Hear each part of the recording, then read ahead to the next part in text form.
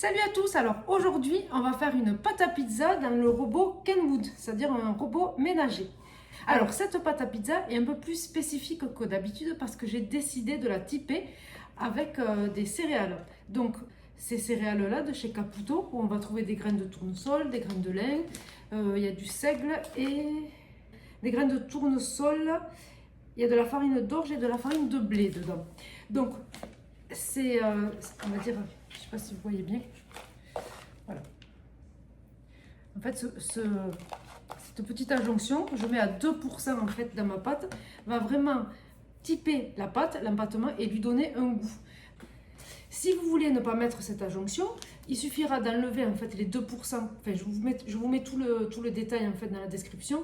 Il suffit donc d'enlever les 2% en fait du poids total de la farine et vous faites un empattement classique. Mais si à la maison vous avez des graines de sésame ou des graines de lin, qu'est-ce qu'on peut mettre d'autre? Des graines de sarrasin. Essayez, vous verrez, mettre une adjonction dans sa pâte à pizza, ça vraiment la type et c'est très très agréable au goût. Mais par contre, il ne faut pas mettre trop de quantité. Je conseille aller 2-3% maximum. Comme je vous ai déjà dit, il est important donc d'avoir votre balance de précision qui va peser les toutes petites quantités de levure, surtout si vous utilisez de la levure sèche. Donc moi, pour cette recette, j'utilise toujours de la levure fraîche. Quand on doit peser 1 gramme, voire la moitié d'1 gramme, la balance de précision, vraiment, c'est le plus important pour réussir votre empattement. Donc, pour cette recette de pâte à pizza, je vais utiliser de la farine 00. Donc là, j'utilise la farine Caputo, la Caputo Pizzeria, la bleue, qui a un W qui est entre 250 et 260. Donc ça veut dire qu'elle va vraiment avoir un temps de pousse entre 24 et 48 heures. Sauf que moi, je préfère toujours laisser ma pâte pousser tranquillement 48 heures au réfrigérateur. Donc ensuite, j'y rajoute donc mon adjonction, le cœur de céréales de chez Caputo. Ensuite, je vais mettre le sel fin, l'huile d'olive. Alors moi, comme je vous l'ai déjà dit, je ne mets plus d'huile d'olive dans ma pâte parce que c'est devenu très cher. Et au final, le goût de l'huile d'olive dans la pâte à pizza, on ne va pas le sentir. Je préfère mettre l'huile d'olive après cuisson sur ma pizza. Là, d'accord. Dans la pâte à pizza, j'utilise de l'huile de pépins de raisin. C'est moins cher, vraiment, donc il n'y a pas de raison à faire de petites économies. Et ensuite, mon eau. Alors, comme ce robot va vraiment chauffer très vite la pâte, j'ai pesé mon eau il y a de ça 1 heure, je l'ai mis au réfrigérateur, comme ça elle est bien fraîche et ça va vraiment permettre en fait à la pâte à sortir, on va dire de la cuve. Quand je vais la retirer, elle sera comprise entre 23 et 24 degrés. Pourquoi mettre de l'eau fraîche dans l'empattement? Alors, je ne sais pas si vous aviez déjà vu la vidéo les erreurs à ne surtout pas faire pour réussir sa pizza. Il faut savoir que quand on fait une pâte dans un petit robot, la cuve du robot en fait va chauffer très rapidement en fait votre pâte. Si votre pâte à pizza dépasse à la fin donc les 25, 26, 27, ça peut monter même jusqu'à 30 degrés, on va dire que la maturation de la pâte va partir trop vite et vous n'aurez pas un bon résultat. Il faut que le degré de votre pâte, quand vous la finissez, soit compris entre 22 24 degrés. Allez, on peut pousser à 25, mais il ne faut vraiment pas au-delà. Donc en mettant votre eau au réfrigérateur une bonne heure avant, il faut qu'elle soit entre 5, 6, 7 degrés. Bon, si c'est l'hiver, évidemment, que votre farine était stockée à 18 degrés, si elle est à 8 degrés, c'est pas grave l'eau. Mais si vous êtes en plein été, que votre farine est déjà à 23 degrés, ça veut dire qu'elle est déjà très chaude, et que la température ambiante est aussi à 23 degrés, si vous mettez une eau à 10 degrés, c'est toujours pas assez froid. Donc mettez-la 4-5 degrés l'été, 7-8 degrés l'hiver. Vous verrez, la pâte au final sera comprise entre 22 et 24 degrés. Après, vous pourrez faire vos pâtons, la mettre au frigo, 48 heures après, vous aurez une pâte magnifique. Allez, c'est parti, on y va, on fait l'empattement. Donc, on va commencer par verser toute la farine dans le bol. Jusque là, rien de bien compliqué.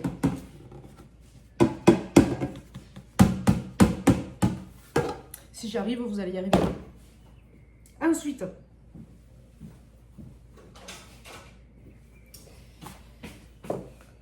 donc, je vais mettre mes petites céréales. Et là, avec une spatule, je viens remuer. Avant, je le faisais avec le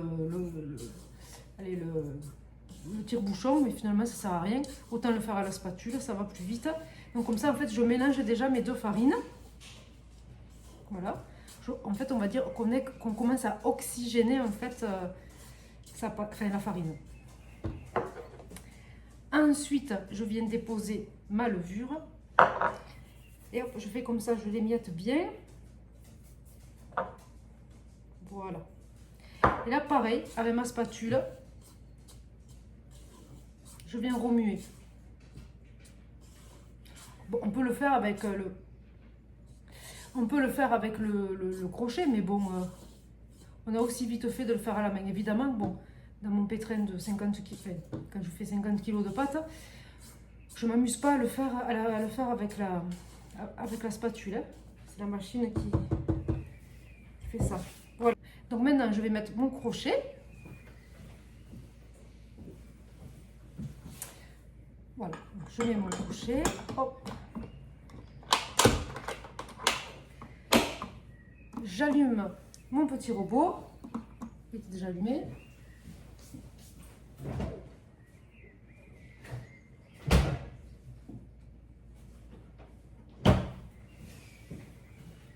Je suis allée récupérer mon eau au réfrigérateur.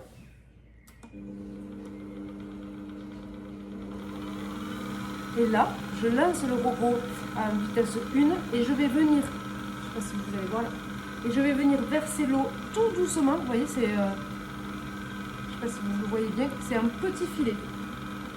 Je vais rapprocher. Voilà. Je verse vraiment un petit filet.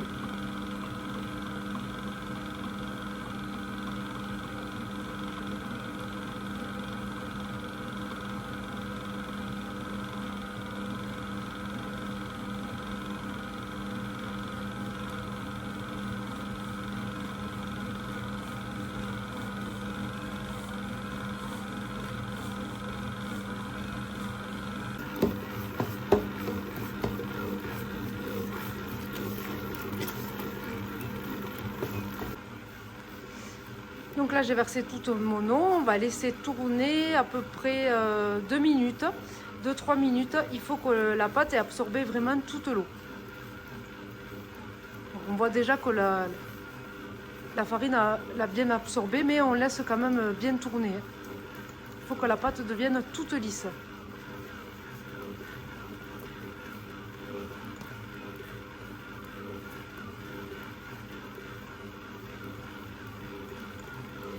Vous avez vu la jonction de céréales, la pâte elle n'est pas blanche, du coup elle est un petit peu beige. Ça change la couleur. C'est trop joli.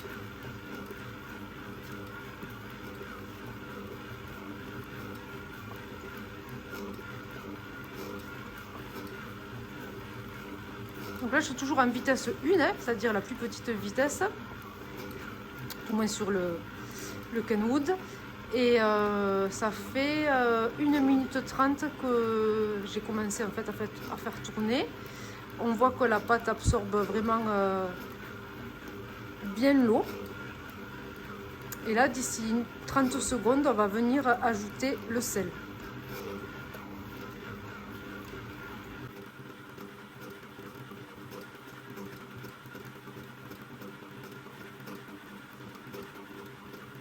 Voilà. Donc, maintenant, je vais mettre le sel. Donc là, je le verse d'un seul coup. Hein.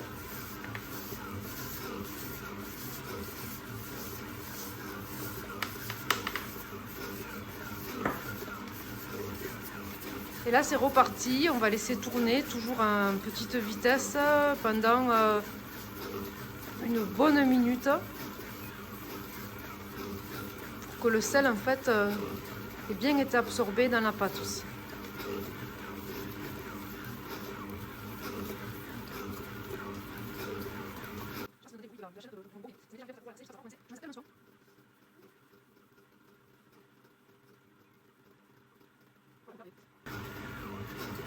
La minute est passée. Maintenant, on va venir ajouter alors un tout petit filet l'huile. Et alors l'huile, c'était comme l'eau. Je l'avais mise au frais. Et là, pareil, je la mets doucement. Vous avez vu, la pâte, d'un coup, là, elle réagit différemment. Elle commence à faire même à claquer, comme on dit.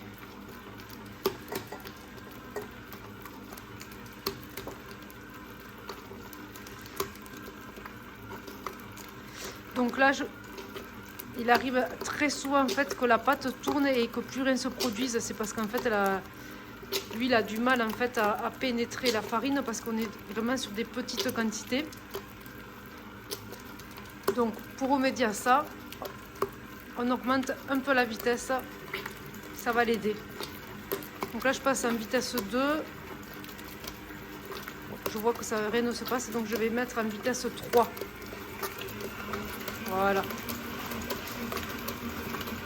Et on va faire ça pendant à peu près 3-4 minutes. Il faut que la pâte à la fin soit vraiment toute lisse et que les bords en fait de la cuve soient tout propres. Il faut que la pâte forme vraiment une jolie boule.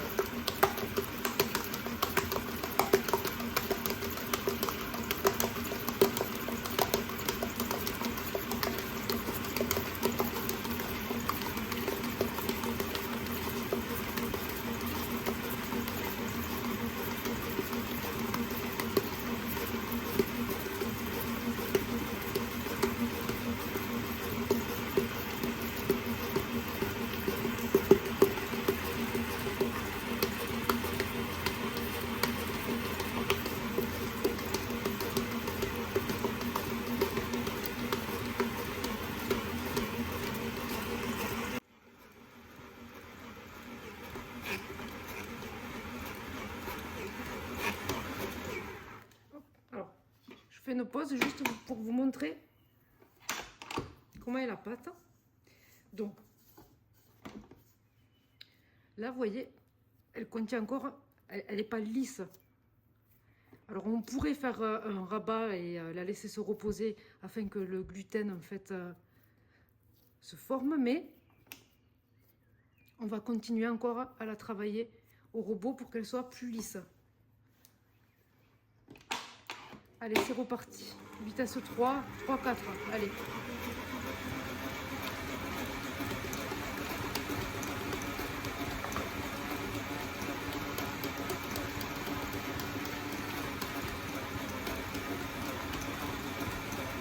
Je suis obligée de tenir le robot tellement qu'il vibre.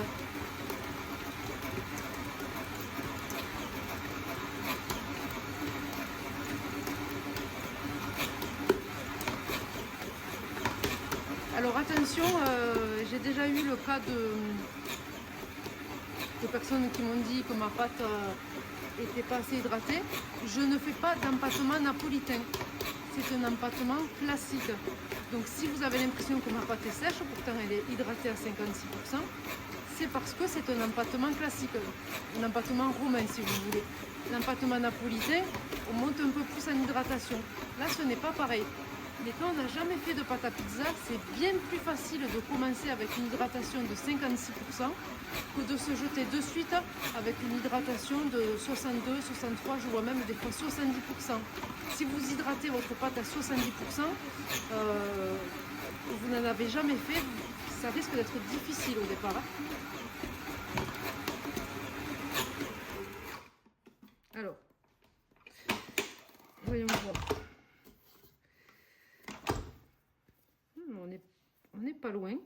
Bon, c'est pas encore ça. Évidemment, je peux pas avoir le même résultat que dans un gros pétrin en fait, parce que ça, c'est pas un pétrin qu'on a là, c'est des robots ménagers. Mais ça fait le job. Et après le repos, après une fois qu'on aura fini la pâte, on va lui donner 15 minutes de repos et vous verrez, la pâte va vraiment finir par se lisser. Allez, je refais 30 secondes et après on stoppera.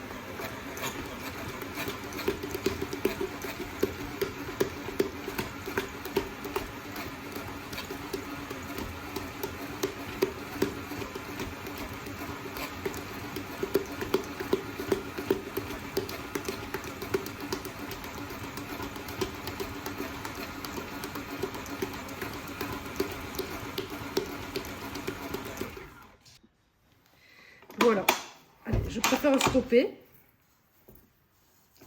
On va sortir la pâte. Voilà. Alors,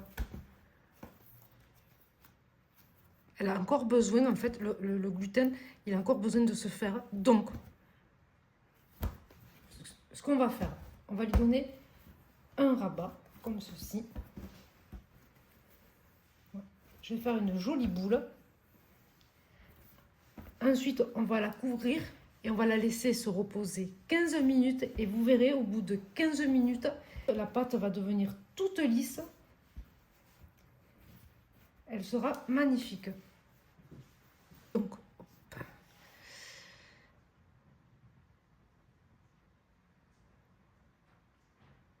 Voilà, je suis à 25,3. Alors, 25,5 même. Donc, en ayant de l'eau au réfrigérateur, vous voyez, aujourd'hui, moi, il fait très chaud dans ma cuisine. Je suis quand même à 25 et j'ai fait vraiment un empâtement en plus pas long. D'où l'importance, en fait, d'avoir une eau bien fraîche. 25,5, c'est vraiment le grand maximum. Je ne triche pas, je vous dis la vérité. Donc, là, maintenant que notre boule est faite, je viens filmer. Alors, il faut vraiment que ce soit hermétique. Il ne faut surtout pas que la pâte sèche pendant le repos des 15 minutes. Voilà. Donc là, hop, j'isole bien ma pâte. Elle va bien se détendre, elle va bien se lisser. Pendant que ma pâte donc, se repose, je tenais juste à faire une petite aparté sur le fait que ma pâte n'ait pas été lisse, on va dire à la perfection, à la sortie du robot. Pourquoi elle n'a pas été vraiment très très lisse? Déjà d'une, j'hydrate à 56%. Je n'hydrate qu'à 56% parce que je fais des empâtements classiques ou empâtements à la romaine, comme vous le voulez. Je ne fais pas d'empâtement napolitain, c'est-à-dire que l'empâtement napolitain, on hydrate un peu plus et on ne met surtout pas d'huile. Et le fait de plus hydrater, en fait, la pâte va sortir donc plus lisse et du coup, donc elle fera moins sèche. Mais ma pâte, il ne faut pas croire, elle n'est pas sèche du tout. C'est juste que c'est un empâtement différent.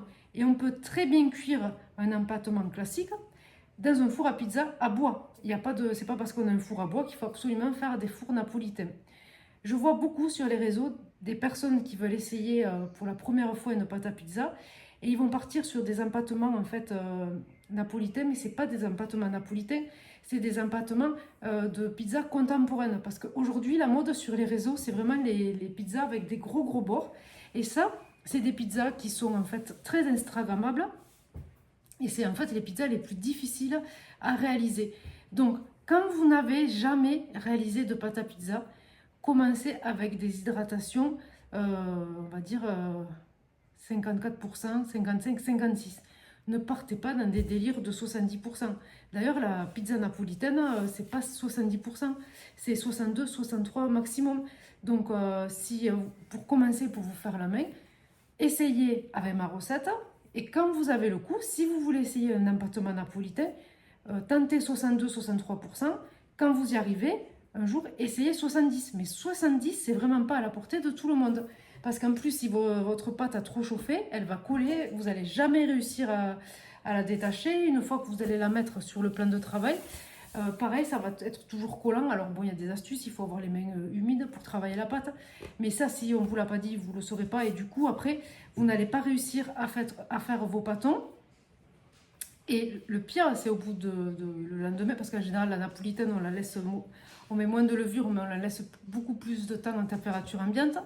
Mais au moment de l'étaler, en fait, elle va vous coller dans les mains, ça va vous écœurer, vous allez vous dire, j'y arriverai jamais.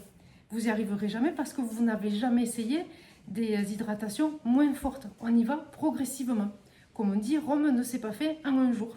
Voilà, j'espère avoir été claire dans ce petit détail, en fait, de différence de pâte à pizza. Donc la pâte là, ça fait déjà à peu près, allez, ça fait 5 minutes à peu près qu'elle pose. Je vais vous montrer. Regardez comme elle est jolie cette pâte. On voit déjà qu'elle commence vraiment à se détendre. Hein. Super, le réseau de gluten commence à faire son travail. Alors comment je prépare mes boîtes? Je mets en fait le pâton sur le couvercle. je viens mettre un film étirable. Voilà. Je laisse déborder, c'est pas bien grave. De toute façon, après le couvercle, on va le mettre dessus. Hein. Et pour éviter que ça colle, parce que ça peut arriver, donc je préfère dire ça maintenant. Hop, une goutte d'huile. Alors attention, hein, parce que quand il y aura la pâte dessus, en fait, l'huile, elle peut faire bouger votre pâton au début. Donc, il faudra que le pâton reste bien, bien à plat au réfrigérateur.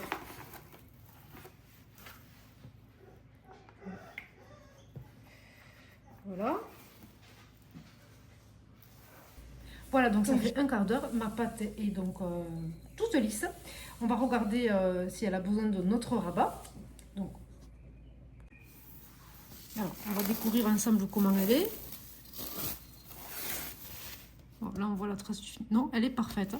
Donc, comme je disais, si jamais vous voyez qu'il y a vraiment trop de traces, vous lui refaites le même principe. Vous la lissez 2-3 fois et un repos de 15 minutes. Et après, vous pourrez bouler. Mais là, vraiment, elle est parfaite. Et on va couper avec un coupe-pâte. On va donc bouler. Donc, je vais faire 5 pâtons de 280 grammes à peu près.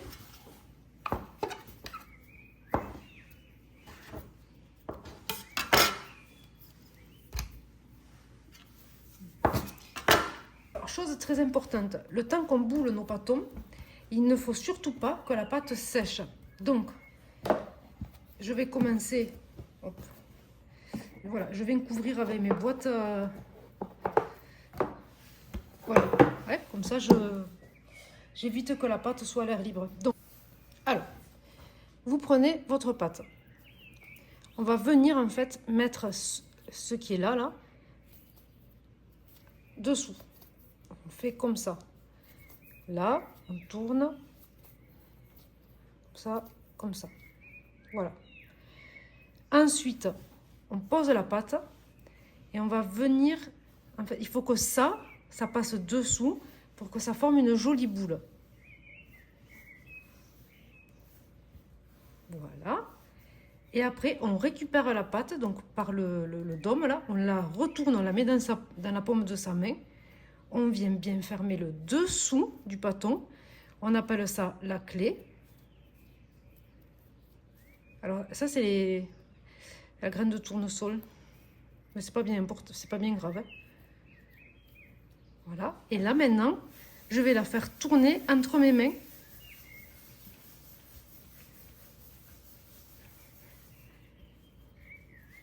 Et voilà. Et si jamais, vous voyez là, c'est encore un petit peu ouvert, je viens finir par refermer avec le bout de mes doigts le dessous. Voilà. Et là, vous avez un pâton qui est parfait. Vous voyez les petites... c'est pas des bulles, hein, ça c'est les graines en fait. Les adjonctions. Et ensuite, donc je vais venir poser mon pâton sur ma boîte. J'y ajoute une goutte d'huile. Alors pour le faire au pinceau, moi je fais au doigt. Et on ferme sa boîte. Magnifique. Alors là, je vais faire exprès de vous montrer que si on touche trop sa pâte, qu'on la travaille trop, on n'aura pas un bon résultat. Donc par exemple, si je fais ça trop longtemps, voilà, je fais 10, 15, 20 fois. Il faut le faire, mais 3, 4 fois, allez, 5 fois maximum. Hein. Vous voyez déjà, la pâte là, eh bien, hop, elle est plus lisse. Mais là, on l'a trop travaillé. Donc là, ça va pas. Après, si vous faites aussi trop ça, parce que vous trouvez que ça va jamais. Alors on le fait, on le refait, on le fait, on le refait. Regardez là, elle se déchire. Enfin, je sais pas si vous voyez bien. Vous voyez, c'est plus du tout lisse ça. Et ça, il faut pas. Il faut vraiment pas le faire. Et après, si vous mettez trop de temps à faire le dessous aussi. C'est pas beau, hein. Je sais pas si vous voyez bien. C'est pas très beau. Donc, il faut travailler sa pâte, mais pas trop non plus, quoi. Du moins, son pâton. Donc là, j'essaie de la rattraper, mais... Vous voyez, par rapport à tout à l'heure, ben, j'ai pas un pâton qui est joli. Et ça aura une importance, en fait, au moment de l'étalage. Parce que la pâte, elle va pousser, mais elle va pas pousser jolie. Elle sera pas... Mais ça, j'avais déjà mis de l'huile. Elle sera pas jolie comme les autres pâtons. Et il risque d'y avoir, en fait, au moment de l'étalage, des nervures. Donc, vraiment, même quand on fait son pâton, tout a une importance. Et le dernier, donc, hop, 2, 3, là, 1, 2, 3, le dessous, 3 ou 4 petits tours, et c'est prêt. Et là, la pâte, elle est magnifique. Le couvercle, hop. Voilà.